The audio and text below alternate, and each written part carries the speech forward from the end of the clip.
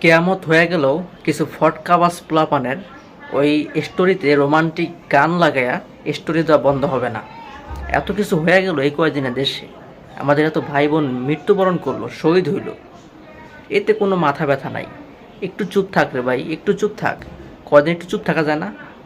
মানে ফেসবুক ঢুকার পরে কিছু নটি মার্কা পোলাপানের ওই স্টোরিতে দেখি টিকটক লাগানো, টিকটক দেওয়া স্টোরিতে গার্লফ্রেন্ড বয়ফ্রেন্ডের হাত ধইরা ধইরা রোমান্টিক গান লাগায়া স্টোরি দিছে।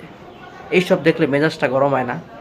কিচ্ছু করতে পারি না, থাক, ইগনোর করে যাই। ইগনোর করলো ভাই সামনে চলে আসে, তখনই মন চায় ব্লক মারা দিই।